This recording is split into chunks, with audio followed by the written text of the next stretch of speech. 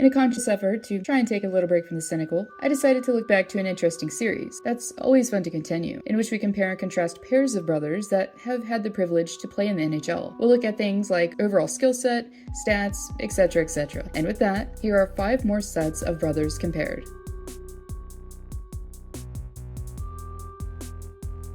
Justin, Jordon, Jacob, Josiah, Jeremiah.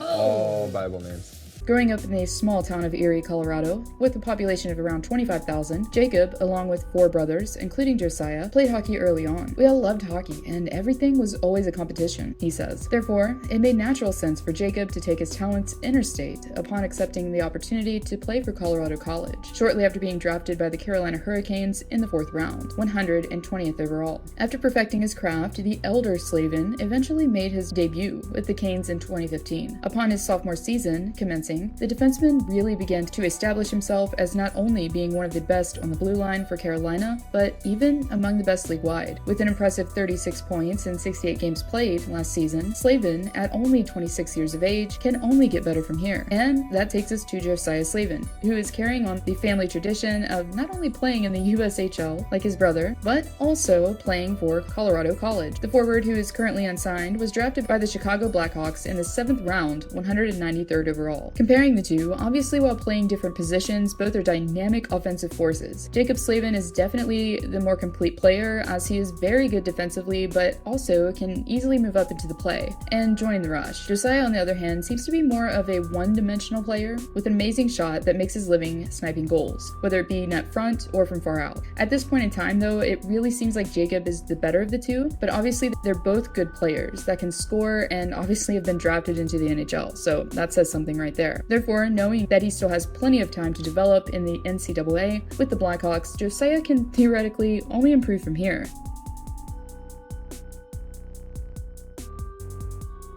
And yet another forward D-man pair here, as the Tanevs grew up in the heavily hockey-saturated area of Toronto. Both played at the AAA level for the DTHL from the U15 to U18 levels, and their paths to the NHL would remain similar, as Brandon decided to take the college route while playing for Providence College, and Chris took his talents briefly to the Rochester Institute of Technology. And the Tanevs also took the unlikely route of being undrafted, while proving themselves to their NHL Canadian teams at the time. After scoring a roster spot with the Vancouver Canucks, Chris Tanev quickly cemented himself as an anchor on the back end. While he may not be putting up tons of points like his younger brother, number 8 tends to play a defensively sound game that's cultivated with smooth skating and puck movement. While he may only have a couple 20-point seasons under his belt, this guy is, well, he's a blocking machine.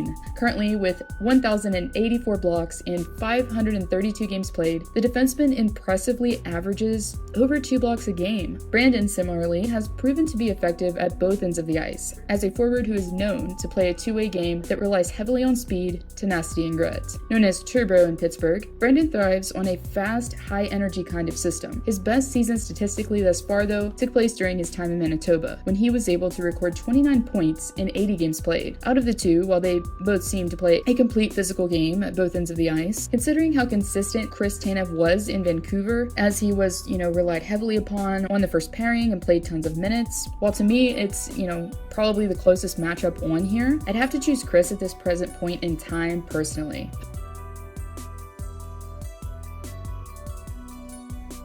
Possibly the most interesting pair here, as well known as Elias Pedersen is, well, very known, really, in North America, his brother has been mostly playing overseas instead, in their home country of Sweden, and isn't really known as much. In fact, I didn't even know Elias had a brother myself until I made this video. Both Pedersens played for the various divisions of and represented their country prior to being drafted into the NHL. Around 4 years before his brother entered the league, Emil was the first in the family to be drafted while being taken in the 6th round, 155th overall in 2013 by Nashville. Has played for the Predators and Coyotes AHL affiliates, while having his best season at the minor level with Milwaukee while putting up 46 points in 72 games played. The forward, similarly to his brother, possesses good puck handling and skating abilities, and tends to create plays more than anything. Currently playing in the SHL, Emil, even though unsigned, still has his rights owned by the Arizona Coyotes today. As for Elias, who was taken 5th overall, well, most of us know how offensively talented by now this guy truly is. I would say, though, he's known for having a two-way game too, so probably has the edge there. But I mean, obviously, since his rookie season, really, number 40 has proven to be one of the most lethal offensive threats in the league, as he was very close to being a point-per-game player last season with 66 points in 68 games played. Therefore, to me, this one is pretty one-sided. And yeah, definitely choosing PD here in this one.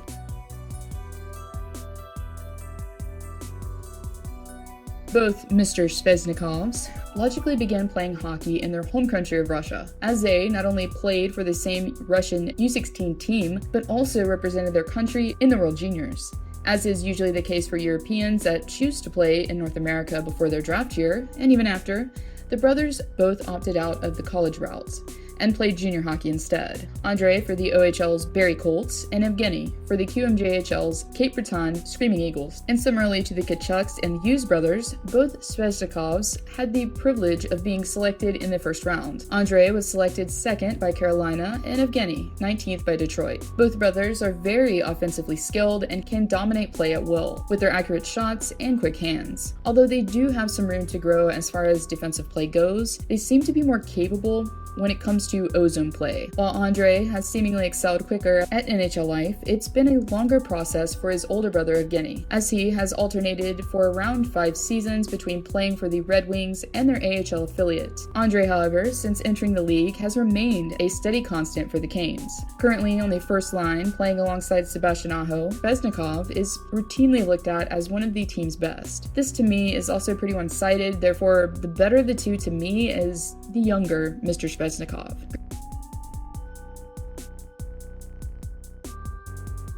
Growing up in Saskatoon, Bracken and Luke Shen spent most of their childhood playing on their backyard rink, made by their father Jeff, and at age 16, both left their home to play in the WHL. Bracken for the Brandon Wheat Kings and the Saskatoon Blades, and Luke for the Kelowna Rockets. Both were also taken in the first round, interestingly, also 5th overall. Luke by Toronto in 2008, and Bracken by LA a year later. Obviously, Bracken is a forward and Luke is a defenseman, so there's expected to be some differences in their playing styles and stats.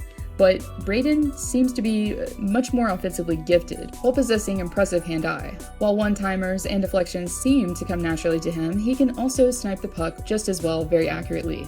He's also gained the reputation of being a physical player who isn't afraid to drop the gloves when need be. For Luke, while his brother has been gradually taking on greater responsibility and seemingly excelling, unfortunately, if you look at his ice time and games played, it seems as if the defenseman hasn't been as fortunate. But similarly to Bracken, Luke is a guy that can bring the intangibles to the ice, such as physicality and willingness to settle the score. Obviously here though, I have to go with Bracken, but both of these guys should be very proud because they're both Stanley Cup champs.